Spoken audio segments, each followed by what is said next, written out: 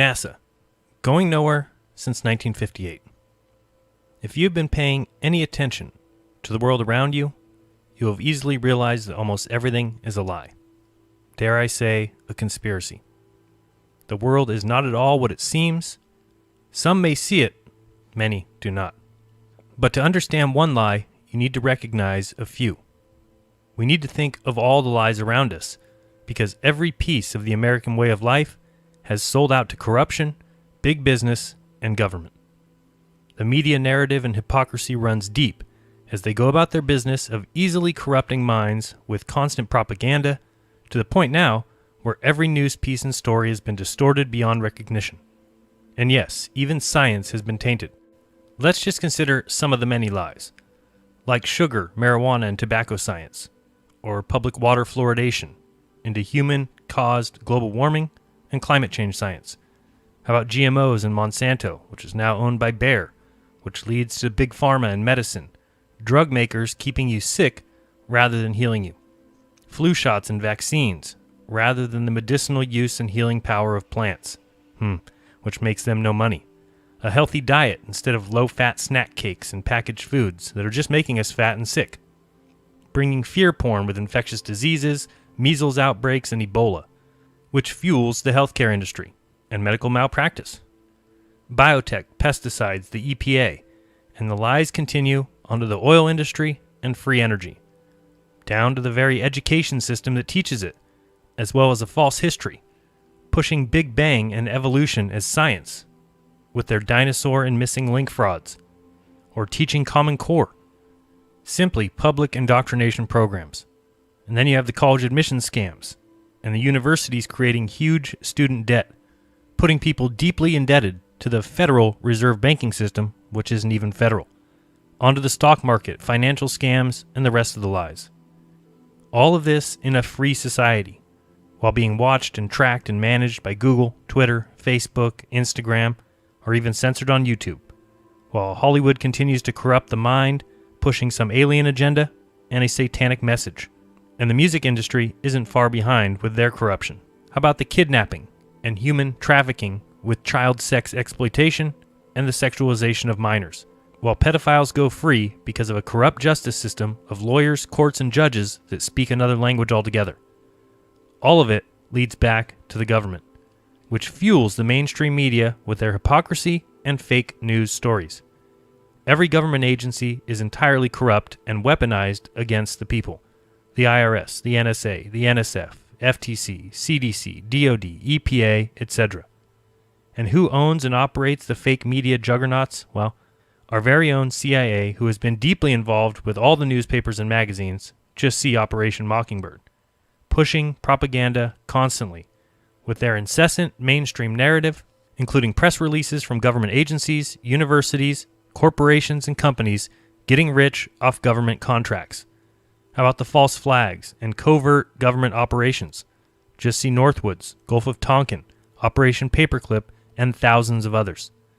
The entire political scene with election fraud and dishonest polls, the whole left versus right two-party system pitting citizens against each other, or the entire CIA involvement in the military-industrial complex, as more war, more conflict equals more money and more growth. Or the so-called war on drugs. Our own federal government has been engaged in a shady operation of alliances with the world's largest drug cartels. Our incarceration percentage has grown by 6 times since Nixon declared a war on drugs in 1971. When planes took arms to the Contras in Nicaragua, these same planes returned with cocaine, shielded from law enforcement by the CIA. Yeah, an illegal drug trade. Just another pointless sham proving our own CIA is engaged with criminals and is criminal itself. Just look at the weapons and arms dealings of the CIA while actively trying to take yours. The constant barrage of lies and deceptions like the official 9/11 story and the government-run commissions. So many lies, and I could do a film on each one of those separately, and perhaps I will. But this film asks you one important question. If they lie to you about all that, if they have deceived you at every possible turn, what makes you think that they're telling you the truth about space? You see, sometimes people want to know the truth, but many times they do not. They like the idea of truth, but not the actual, real truth. When it comes to the United States space program, however, in my opinion, people certainly don't want the truth. They want the lore, the ideals, that patriotic feeling, the ideas of space travel, trillions and trillions of miles, American dominance and ingenuity, and the brilliant minds of mankind coming together to do the impossible. It's our destiny to be in the stars. This has always been the reason for space, making dreams come true, inspiring children and adults to do more, to strive for more, to reach for the stars, and to achieve the impossible. In this movie, I will explain my opinion of space and space travel. I will talk about what I think space is and isn't, and to do so, I'll talk about the past 11 presidents as well as the current president, Donald Trump. I'll go through the list of presidents and show that they have all cared little for space travel other than national prestige, and the reason for this, I believe, is multifaceted. I believe NASA to be little more than a jobs program, mixed with some research and development, focusing on engineering and technology. They also sell a fantasy and a worldview to the population. They instill pride and wonder, but what they haven't done and don't do is go anywhere. Hence the name of this film, NASA Going Nowhere Since 1958. Now, I could go deep into the various space-related deceptions and pick apart NASA films scene by scene, and while I'll do a little of that, this film is much different. Maybe I'll do other films on the various lies and pseudoscience pushed by the space agency, but this film will go president by president, give a little background, and show that it has always been and continues to be a back-and-forth game of sorts, where NASA can blame the president and the president can blame NASA, in the end allowing research and jobs to continue while ultimately going nowhere. Of course, we're going to spend most of our time on Kennedy and Nixon, especially since this month has been the 50th anniversary of quite possibly the largest deception ever pulled on the people of this earth. The nonsense assertion that 50 years ago, NASA sent men to the moon. Many people may not agree with anything I say throughout this film, and that's okay. I don't agree with most of what I hear in the mainstream media. That's because I'm looking for the truth and not just the story I'm supposed to believe. If you don't agree with me or see things a different way, well, it could be because you trust the mainstream media, meaning you do believe what you're supposed to believe, what this world wants you to believe, in which case I think you'll always be missing the truth. What I want to make clear from the start is that you're free to believe whatever you want, as am I. Eddie Bravo was on the Tinfoil Hat podcast and summed it up quite well when he said, Hey, listen, I'd rather be thought of as an idiot for not trusting the government than a traitor for defending them. I would rather be thought as a moron for not trusting criminals than a sellout and a traitor for defending them. I don't believe liars, and I don't trust criminals.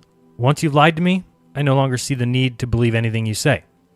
The difference is I'm not lying to you at any point throughout this film.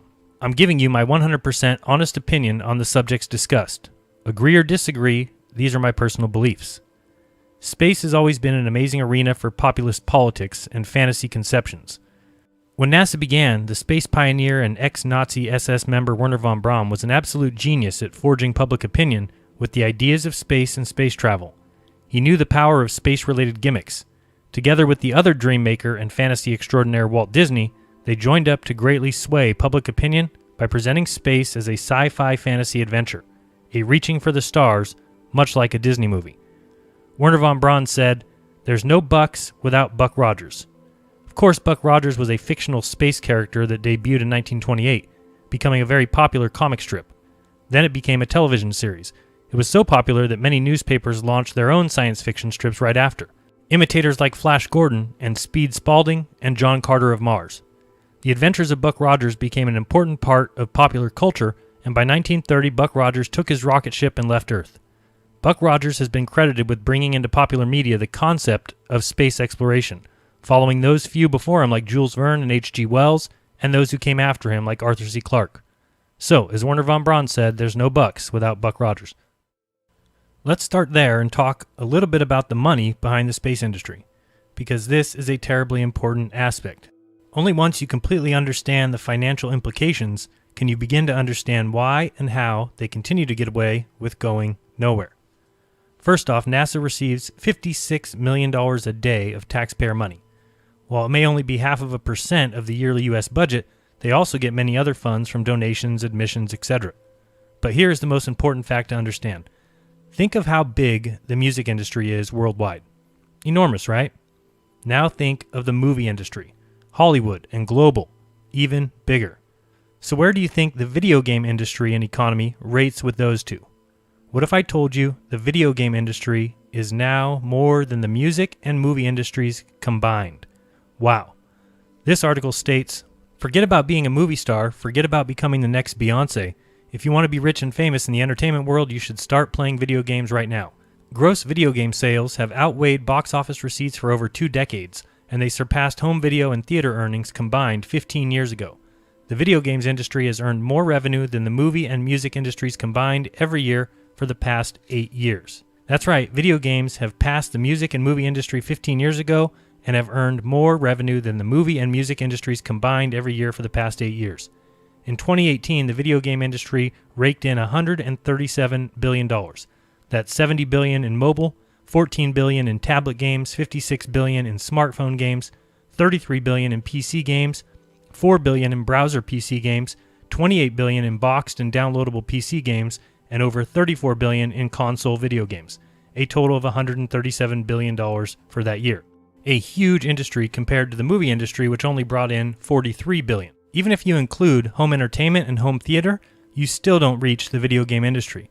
And music is less than half of the movie industry at only $20.5 billion. Crazy business, huh? Can you imagine one of those industries just going away because people realized it was all a fraud? Well, not really, because people know those industries are entertainment industries, selling fantasies, right? So where do you think the space industry stands compared to music, movies, and video games? What if I told you it is almost double all of them combined? Shocked? Well, you should be. The space industry was at $385 billion in 2017. Video games were at $137. Video games plus the movie industry, plus the home entertainment industry, plus the music industry don't even reach the space industry. So now you can start to see why presidents stand behind it, why it is needed, because it makes so much money and creates so many jobs. Whether anyone goes anywhere or not, as long as you believe that they have gone somewhere or eventually will, the space economy continues to grow and thrive. So where do we go, Obama? The moon? Mars? You and I know this is a false choice. We have to fix our economy. We need to close our deficits, but for pennies on the dollar, the space program has fueled jobs and entire industries. For pennies on the dollar, the space program has improved our lives, advanced our society, strengthened our economy, and inspired generations of Americans. And I have no doubt that NASA can continue to fulfill this role. Both of these articles claim that the space industry will soon be a $1 trillion industry. From Space News, it says, forecasts that predict the space industry to grow to $1 trillion by the 2040s will require the development of new markets, even with the modest annual growth rates needed to achieve the goal. A panel session on June 26th at Space Frontier Foundation's New Space 2018 conference here noted that several reports in the last year by investment banks predicted that the global space economy, currently valued at about $350 billion, could grow to $1 trillion or more in the 2040s. And from the Office of Space Commerce, it says, today the global space economy is roughly a $400 billion economy, of which about 80% is commercial activity, and the United States claims a little less than half of that commercial activity. We used to think about space activities being concentrated in a few key areas, in Florida and California, and in this great state of Texas. But the fact is that there's not an area of this country these days that isn't deeply affected by the space industry. That's very exciting, and it is a very promising time for the space industry as we have the convergence of leadership, finance, and technology that is creating opportunity at unprecedented speed. We used to think about space as an area where some new development was a decade away, but in fact these days it might be just 2 years or 2 months away. Of course, always in the future. Not here yet, but it'll be here soon. Hi, I'm George Jetson, and I live in the 21st century. That's Elroy. You have to watch him or he'll track up the ceiling. Here I'm dropping Judy off at school. Blondes away! Oh, that's Janie, my wife. Rosie! Coming, sir. Are you starting to see NASA's role yet? Can you tell what importance NASA has?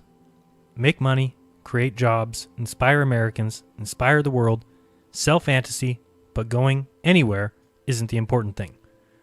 whether it's in 1980 for those around in 1960, or in 2000 for those of us who were around in 1980, or in 2020 for those people living in the year 2000, or in 2030 or 2040 for those of us living now.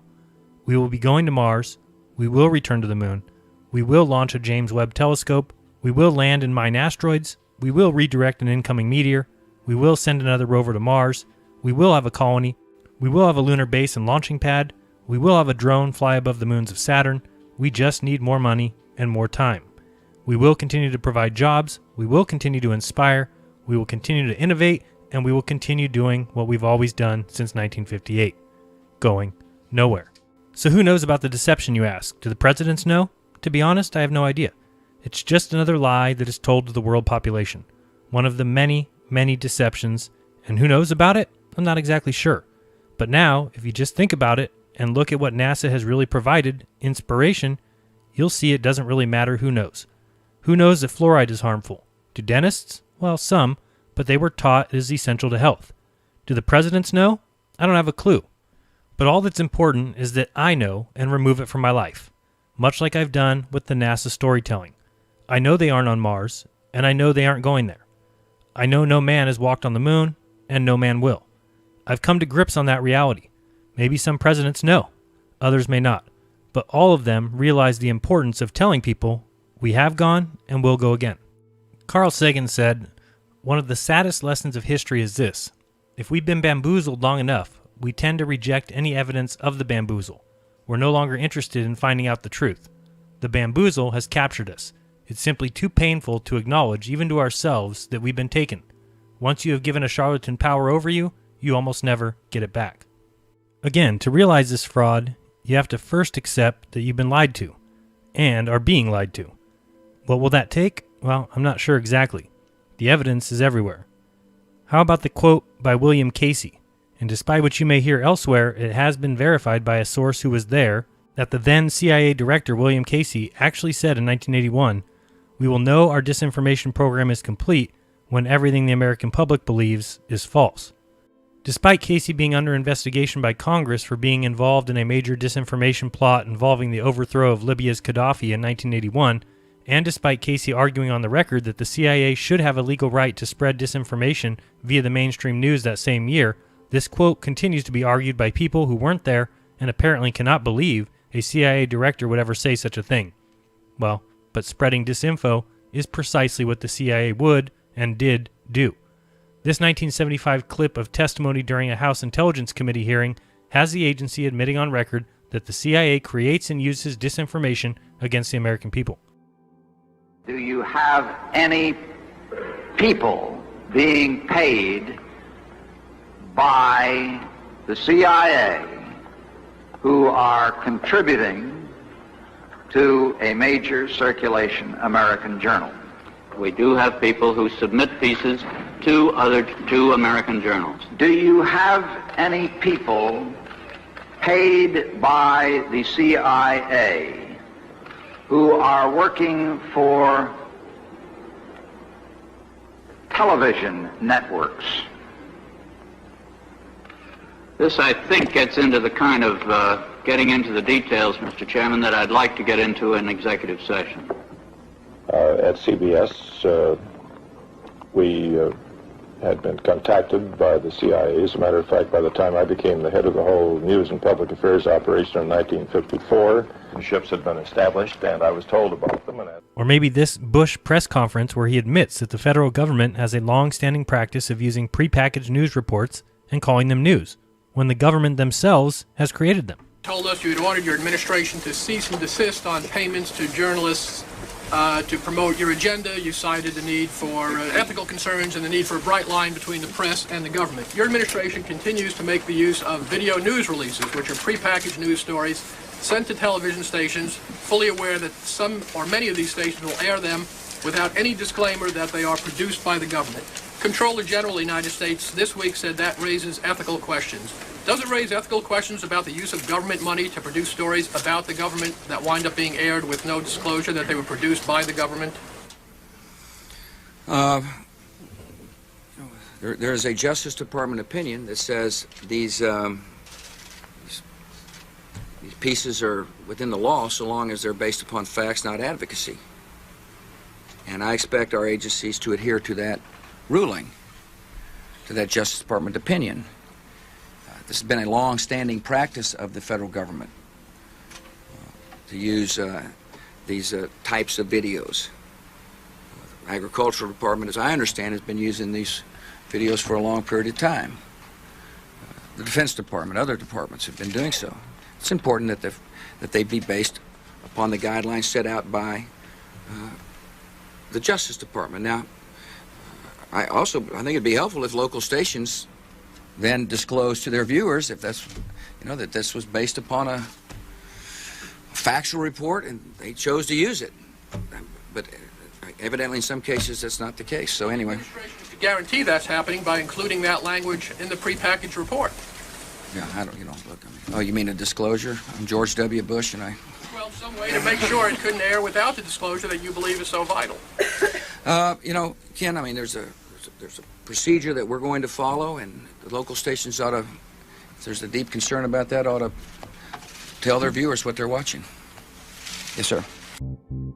Or maybe you need to hear an apology directly from Clinton about the thousands of government-sponsored experiments performed on American citizens without their approval. This report I received today is a monumental document in more ways than one.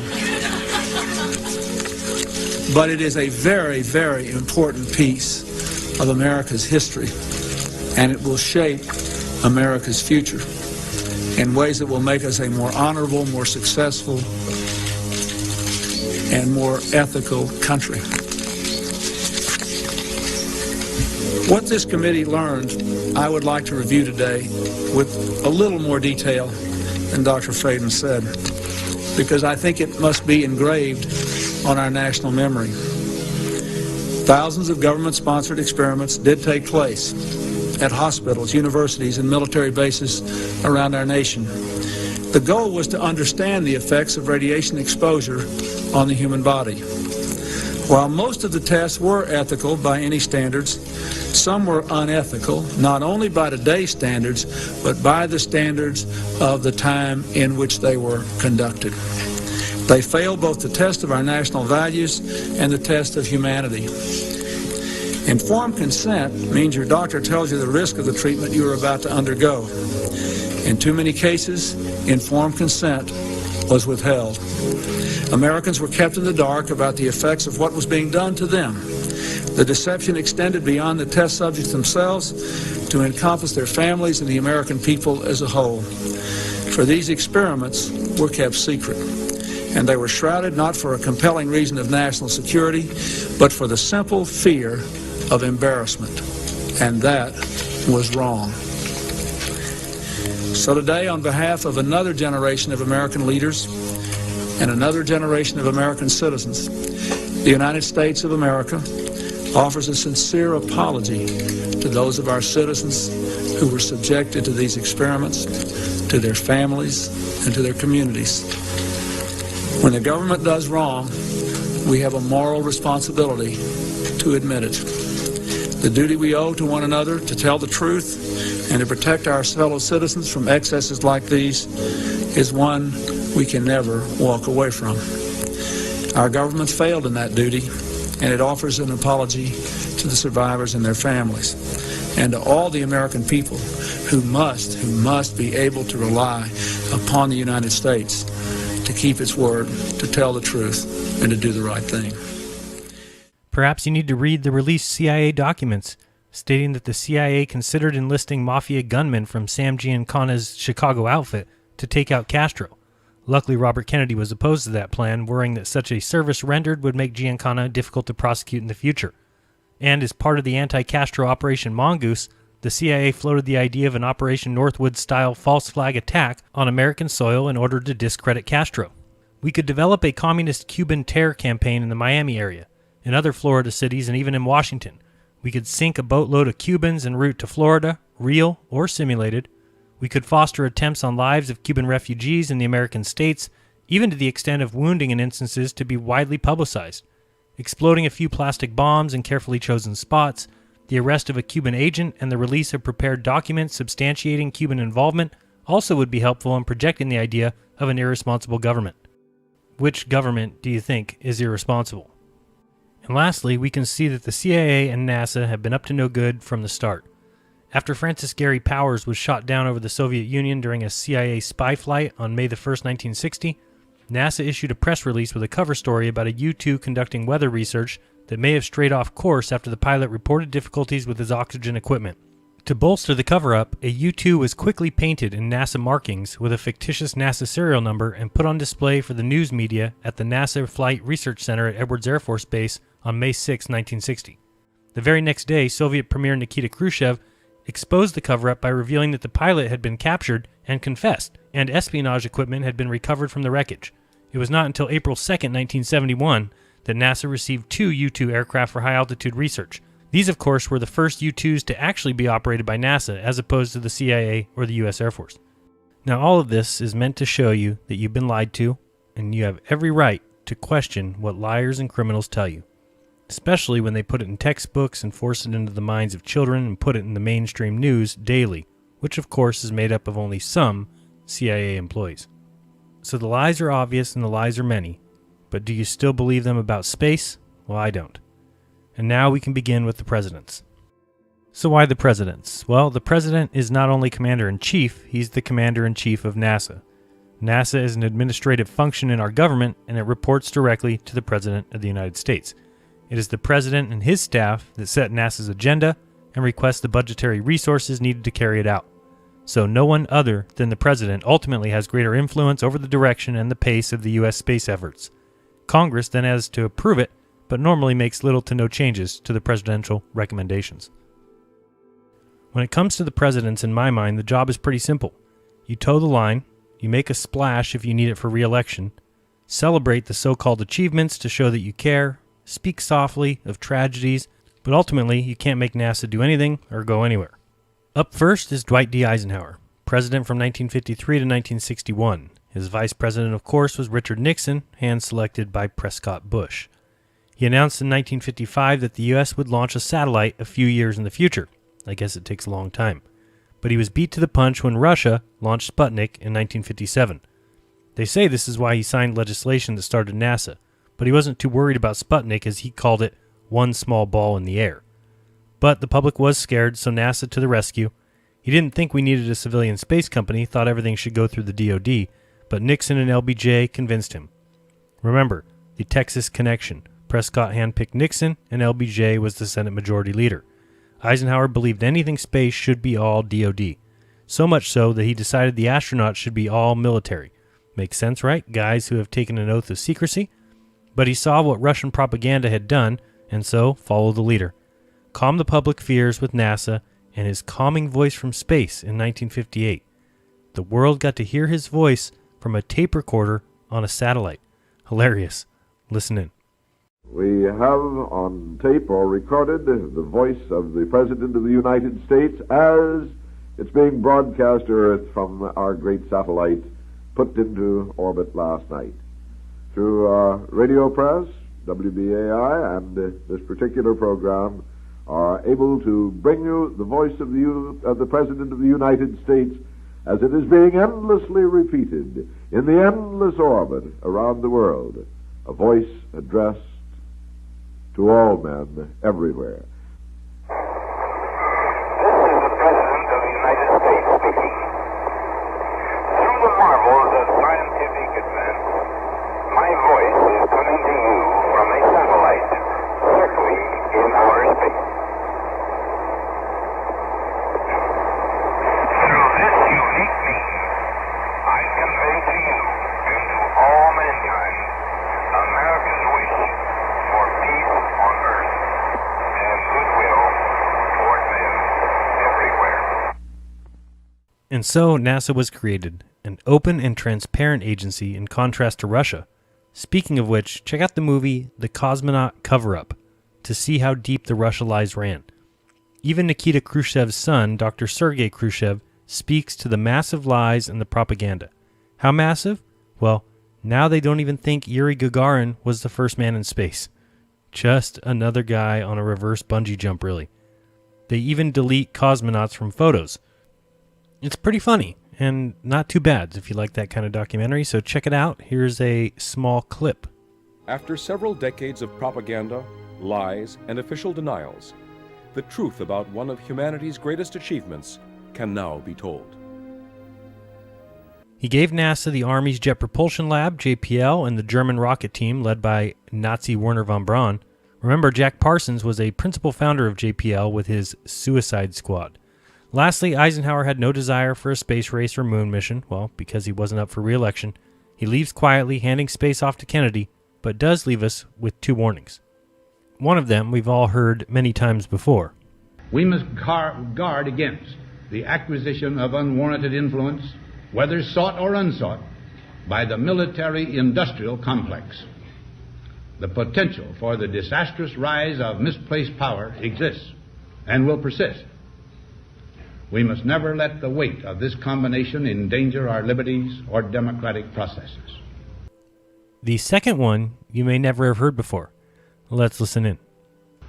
Yet in holding scientific research and discovery in respect, as we should, we must also be alert to the equal and opposite danger that public policy could itself become the captive of a scientific, technological elite. A scientific, technological elite. Well, doesn't that certainly sound like what we have today? A scientific space agency that is allowed to go nowhere, constantly, changing plans every few years, spending huge amounts of money and resources, but never really getting anywhere, literally. But they keep being handed dollars and creating jobs, buying equipment, funding research, but all of it just seems to keep going round and round. Next up, we have John F. Kennedy, president from 1961 till his assassination in '63. His vice president, of course, was Lyndon B. Johnson, someone instrumental in NASA's start. First off, Kennedy knew nothing about space, but he wanted to make a splash for a possible re-election, so he asked LBJ to find out if we could do something big in space, and was told possibly the moon in '67. So he agreed to increase the NASA budget big time and made a huge proclamation. But why, some say, the moon? Why choose this as our goal? And they may well ask, why climb the highest mountain? Why, 35 years ago, fly the Atlantic? Why does Rice play Texas? We choose to go to the moon.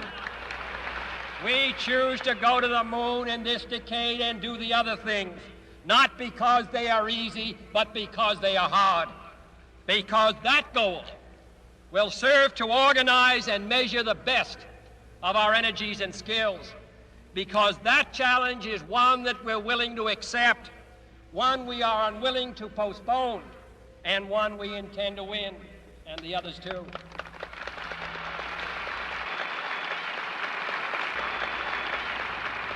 We shall send to the moon 240,000 miles away from the control station in Houston, a giant rocket more than 300 feet tall, the length of this football field, made of new metal alloys, some of which have not yet been invented, capable of standing heat and stresses several times more than have ever been experienced, fitted together with a precision better than the finest watch, carrying all the equipment needed for propulsion, guidance, control, communications, food, and survival on an untried mission to an unknown celestial body, and then return it safely to Earth, re-entering the atmosphere at speeds of over 25,000 miles per hour, causing heat about half that on the temperature of the sun, almost as hot as it is here today, and do all this, and do all this, and do it right,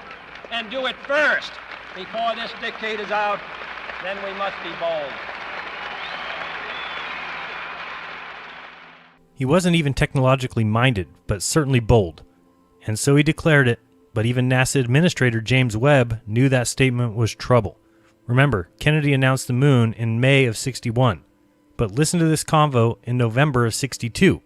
Things weren't looking so good, but Kennedy had already said it and was hoping for this to help his re-election. He even states in this off-the-record meeting that he is not interested in space. You put this program, I think this program is the top priority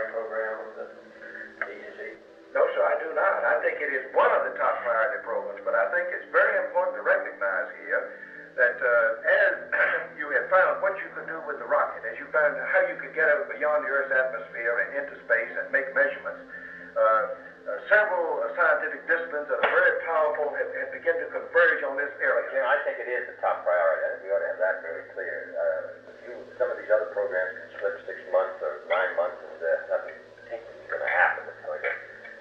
But this is important for political reasons, international political reasons, and this is, whether we like it or not, an intensive race. If we get second to the moon, it's nice, but it's like being second anytime. So that if we're second by 6 months, because we didn't give it the kind of priority, then of course that'd be very serious. So I think we have to take the view this is the top priority. Number one, there are real unknowns as to whether man can live under the weightless condition and you'll ever make the lunar landing. This is one kind of political vulnerability I'd like to avoid such a flat commitment to. I agree that we're interested in, but we can wait 6 months. But you have to use that information to do your thing. Yeah, but only when that information directly applies to the program. Jim, I think we got to have that. Mr. President, we don't know a damn thing about the surface of the moon, and we're making the wildest guesses about how we're going to land on the moon. And we could get a terrible disaster from putting something down on the surface of the moon that's very different than we think it is. And the scientific programs that find us that information have to have the highest priority, but they are associated with a lunar program. The scientific programs that aren't associated with a lunar program can have any priority we please to give them. Now, the other thing is, I would certainly not favor spending $6 to $7 billion to find out about space. Why are we spending $7 million in getting fresh water from salt water when we're spending $7 billion to find out about space? But so obviously you wouldn't put it on that priority except for the defense implications. And the second point is the fact that the Soviet Union has made this a test of the system. So that's why we're doing it. So I think we've got to take the view that this is the key program, and the rest of it's not so that we can find out about it, but there's a lot of things we want to find out about. But you see, when everything else. When you talk about this, it's very hard to draw a line between what I think everything that we do ought to really be tied in to getting onto the moon and ahead of the Russians. Why can't it be tied to preeminence in space, which are your own words? Because, by God, we've been telling everybody we're preeminent in space for 5 years. Nobody believes it because they have the booster and the satellite. But I do think we ought to get it, really clear that the policy ought to be that this is the top priority program of the agency and one of the two, except for defense, the top priority of the United States government. I think that's the position we ought to take. Now, this may not change anything about that schedule, but at least we ought to be clear. Otherwise, we shouldn't be spending this kind of money because I'm not that interested in space. I think it's good. I think we ought to know about it. We're ready to spend reasonable amounts of money, but we're talking about these fantastic expenditures which wreck our budget and all these other domestic programs. And the only justification for it, in my opinion, to do it is because we hope to beat them and demonstrate that starting behind it we did by a couple of years. By God, we passed them. A lot of interesting things said there in late 1962. Kennedy had already proclaimed that we were going to the moon just a year earlier, even though we'd never even put a person in space. His re-election was not looking good if it was decided we couldn't go. So the head of NASA knew they had no knowledge of the moon or how to operate in space even. And JFK admits he isn't even interested in space, it's all a prestige thing. Now, by September of '63, Kennedy now doesn't even think we'll be first. Now he thinks we should go to the moon with Russia. Shortly after this speech, rarely heard, he is killed, and the cooperation idea disappears. Again, remember the Texas connection of Prescott, George H.W., and LBJ. Finally, in a field where the United States and the Soviet Union have a special capacity in the field of space, there is room for new cooperation, for further joint efforts in the regulation and exploration of space.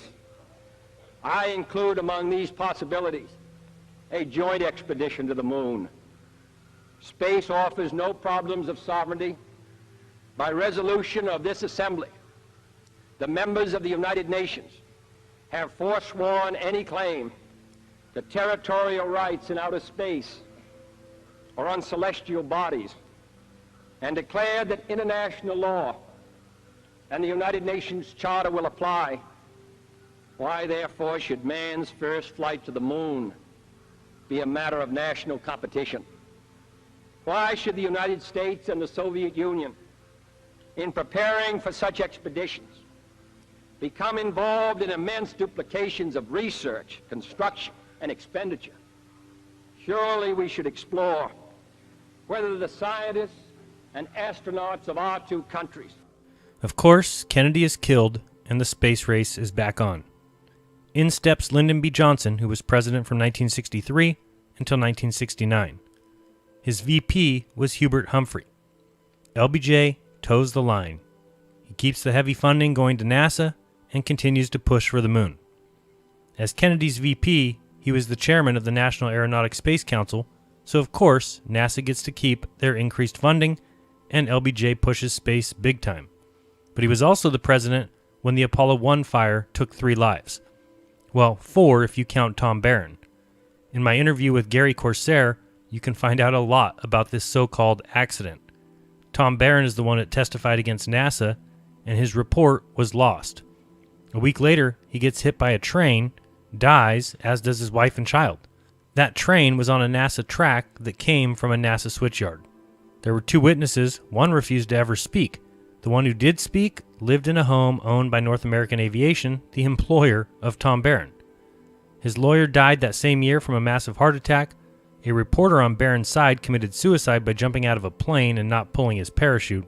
A worker that was said to be on the train when Barron hit it says that's a fabrication because he wasn't. And the coroner said, yes, that's my signature on the death certificate, but doesn't recall doing the autopsy. Also, Johnson allowed NASA to do its own investigation into the accident of Apollo 1. And remember, it was Johnson who was the one who started the Great Warren Commission, who of course concluded that Lee Harvey Oswald was the lone gunman. Good old LBJ. And then came Nixon, finally becoming president from 1969 to 1974 before resigning. He had 2 vice presidents, Spiro Agnew, before he resigned, and then Gerald Ford. We all know that he spoke via telephone to Neil and Buzz while they were on the moon 240,000 miles away. I'm talking to you by telephone from the Oval Room at the White House. And this certainly has to be the most historic telephone call ever made from the White House. I just can't tell you how proud we all are of what you have done. For every American, this has to be the proudest day of our lives. And for people all over the world, I am sure that they too join with Americans in recognizing what an immense feat this is. Because of what you have done, the heavens have become a part of man's world. And as you talk to us from the Sea of Tranquility, it inspires us to redouble our efforts to bring peace and tranquility to earth. For one priceless moment in the whole history of man, all the people on this earth are truly one.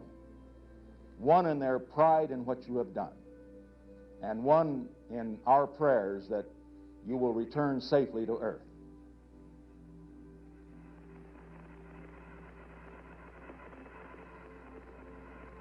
Thank you, Mr. President. It's a great honor and privilege for us to be here representing not only the United States, but men of peace of all nations, and with interest and a curiosity and with a vision for the future. Honor for us to be able to participate here today. And thank you very much, and I look forward, all of us look forward to seeing you on the Hornet on Thursday. He's also the one that got the shuttle rolling and gave it to California, well, because jobs equals votes, and it worked. Von Braun wanted Mars, but Nixon said no. He won re-election quite easily and kept the public occupied with the moon. So they kept their eyes off of what was going on in Vietnam, and it was a great distraction. Nixon said, I don't give a damn about space. I'm not one of those space cadets, and he actually never made any kind of a space speech. However, in a time of turmoil, he felt that U.S. citizens needed heroes, and who better than American astronauts? In stepped Gerald Ford, who was never elected president or even vice president. He was president from 1974 to 1977. His vice president was Nelson Rockefeller, also not elected, but selected.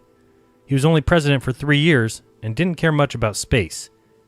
He also renamed the first shuttle, which was originally named Constitution, but Ford renamed it Enterprise in 1976 to honor Star Trek, its fans, and its impact on society. Again, celebrating the idea of space. He had no plans for any kind of return to the moon or Mars. For the time being, the shuttle was enough to keep people happy.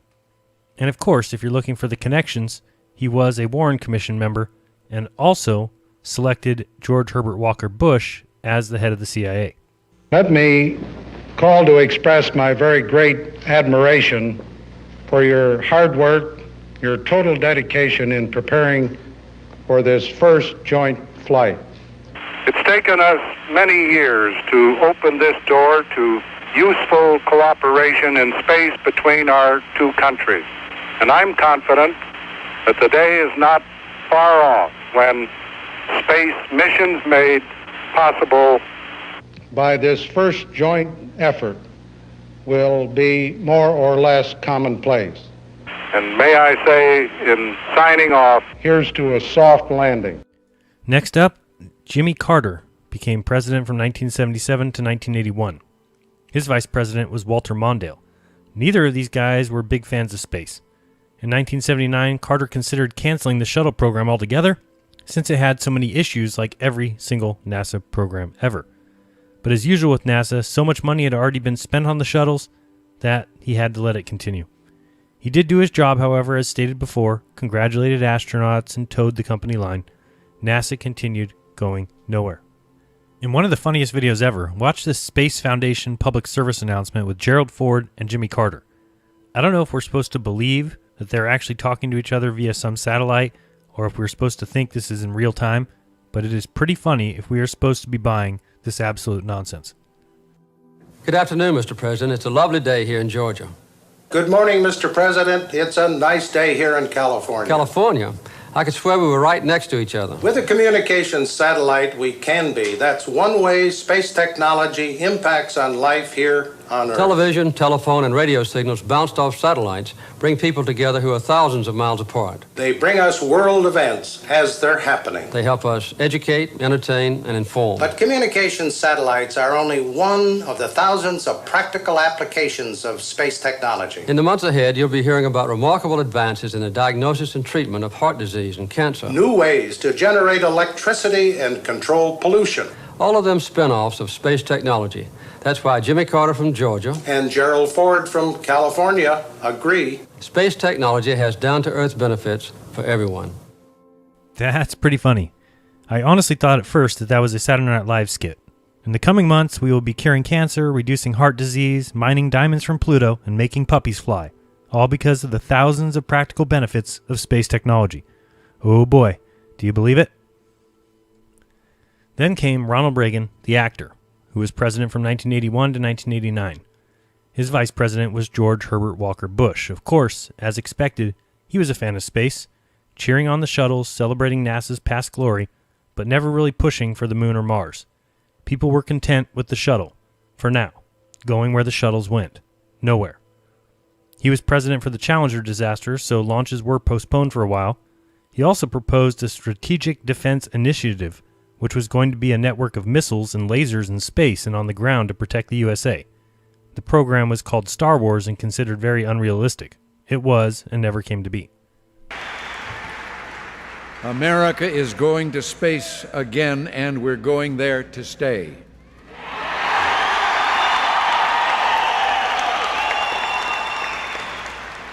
Commander Rick Hawk, pilot Dick Covey, and mission specialist Pinky Nelson, Mike Lounge, and Dave Hilmers are space-age pioneers, but their spirit is rooted deep in our heritage. We're a nation born of pioneers, and we'll always create our future on the frontier. Americans can live no other way. Our early settlers knew great risks and made great sacrifices, but with their sacrifice, they moved the frontier forward and built a great nation. Neither can we stand still, nor be content, and we're not afraid. Ill fortune can slow us down, but it can't stop us. You can delay our long trek to greatness, but you cannot halt it. How better can we pay tribute to those who came before us than by continuing their quest for knowledge their struggle against limits by continuing to push toward the far frontier. Mr.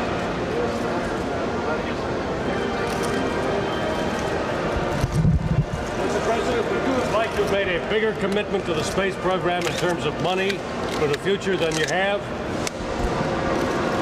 I'll try to do all that's possible to answer problems. This program is the highest priority.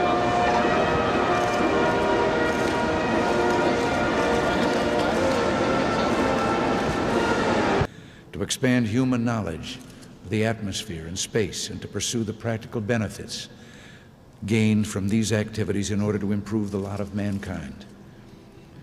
Men and women of NASA, well done. Your accomplishments in these 2.5 decades have already served your country and the people of this planet well. Today we're reaping the returns that we've realized from our investment in space.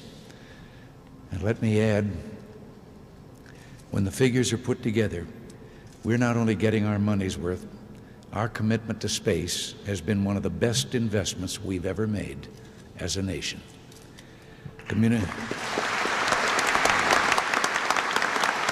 Perhaps NASA's greatest gifts have been the moments of greatness that you've allowed all of us to share. All of us, whether we were school teachers, actors, government employees, farmers, factory hands, secretaries, or the cop on the beat, all of us were along on those early Mercury missions. We were part of the NASA team launching probes into deep space to chart the unknown, to photograph the rings of Saturn and the surface of Mars. We were there and our hearts were filled with such pride when Neil Armstrong, an American, the first person to set foot on the moon, said, "One small step for a man, one giant leap for mankind." And we saluted right along with him when he planted Old Glory in the lunar soil. NASA's done so much to galvanize our spirit as a people, to reassure us of our greatness and of our potential. In recent days, the Space Shuttle has, as another NASA project before it or other projects before it, captured our hearts and imaginations. You want to go up in space? Been there for several years. Well, I agree with you on that. The actor certainly played his part. He towed the line, kept the dreams alive, he celebrated the past, and talked about going to the stars for good. I'm sure NASA was quite pleased. Next was Mr. Texas himself, George Herbert Walker Bush. He was president from 1989 to 1993. His vice president was Dan Quayle. Poppy Bush was a huge fan of space and had big dreams for NASA, ordering a big bump in NASA funds. He had big ideas, probably hoping for re-election, so he ordered the Space Exploration Initiative to send NASA to the moon and onto Mars. First, for the coming decade, for the 1990s, space station freedom, our critical next step in all our space endeavors, and next, for the new century, back to the moon, back to the future, and this time, back to stay. And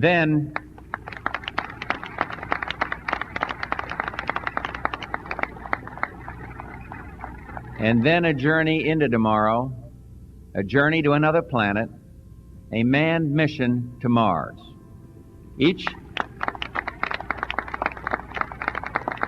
But it was a big failure, big surprise.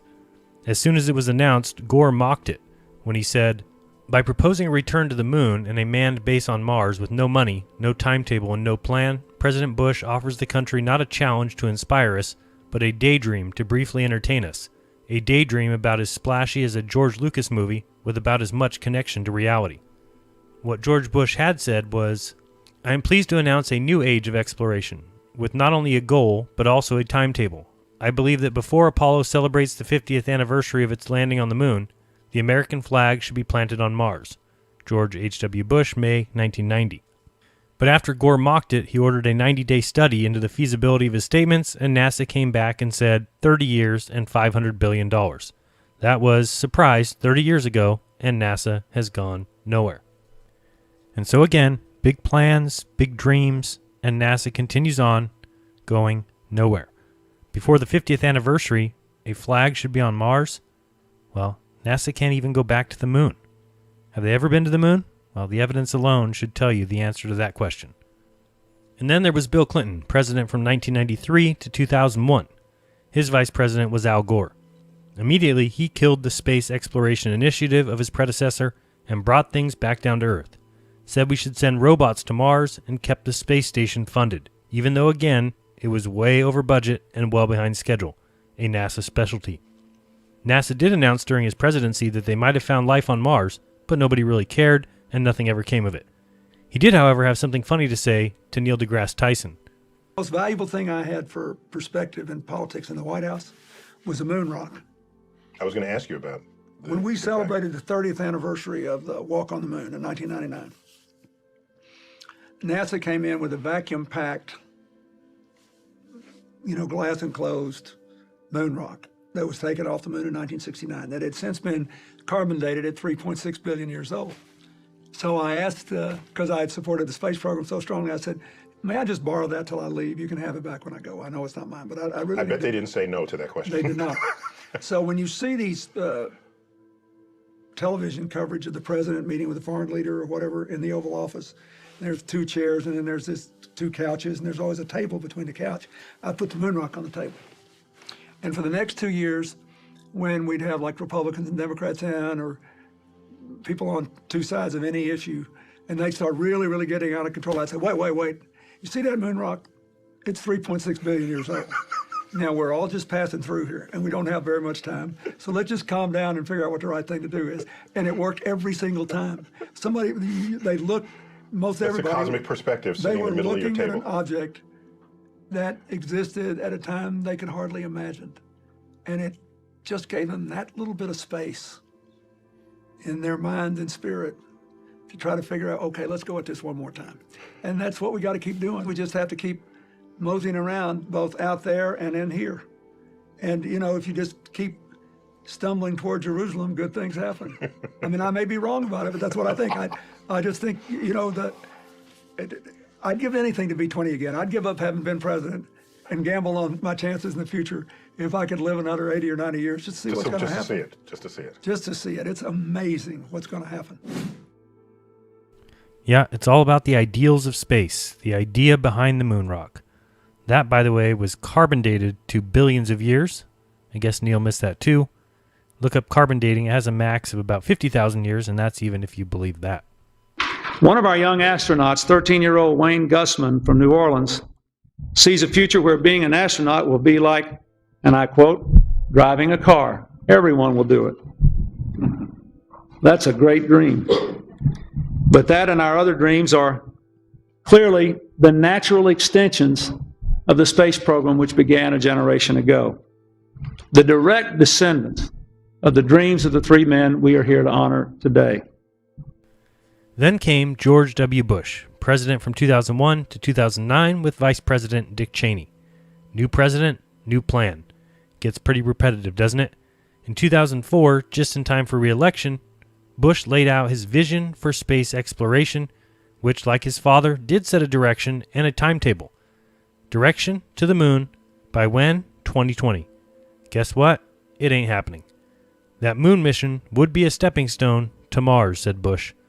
This may have been in response to NASA's 2003 report that blamed the Columbia disaster on the presidents, saying that there had been a failure of national leadership in not replacing an aging shuttle and not providing a strategic vision to guide U.S. civilian space activities.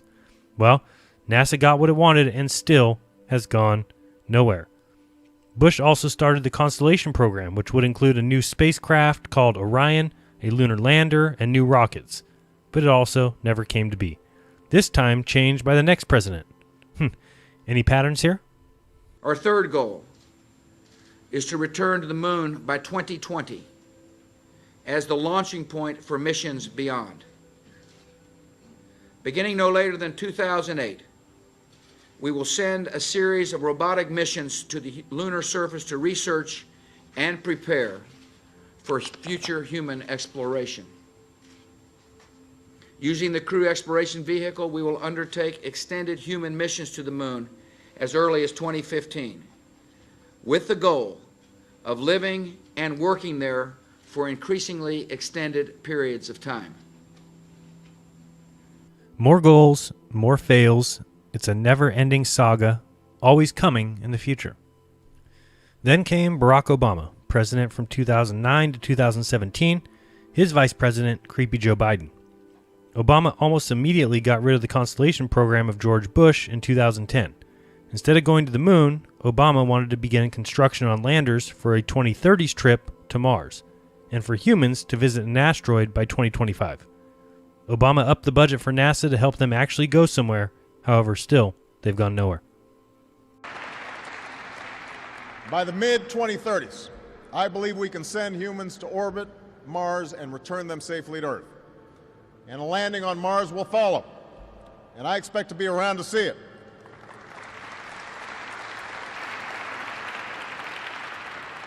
I understand that some believe that we should attempt a return to the surface of the moon first, as previously planned.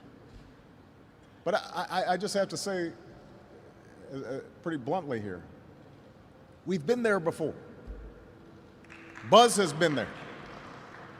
There's a lot more of space to explore and a lot more to learn when we do.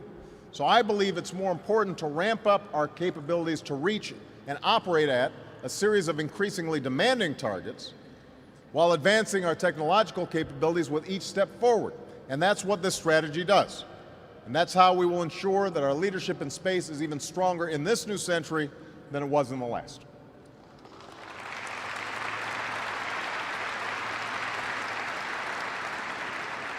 This holds the promise of generating more than 10,000 jobs nationwide over the next few years.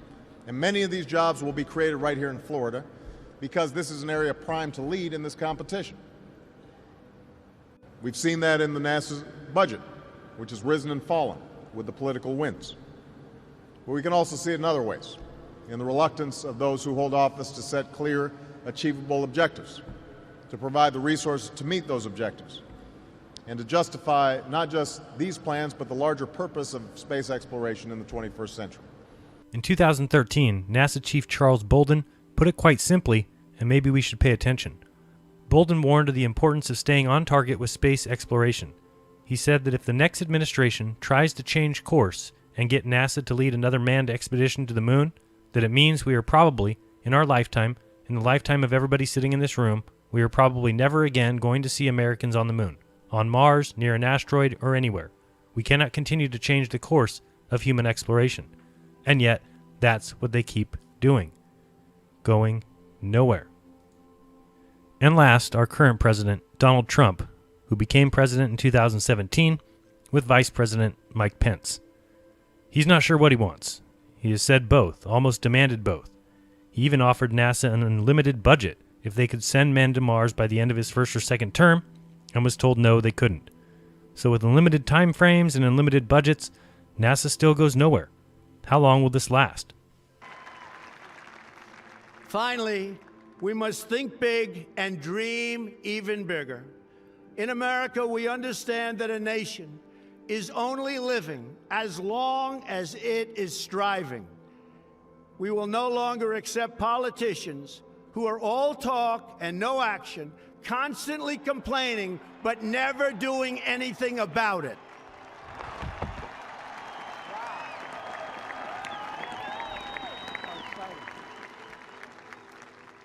The time for empty talk is over. Now arrives the hour of action.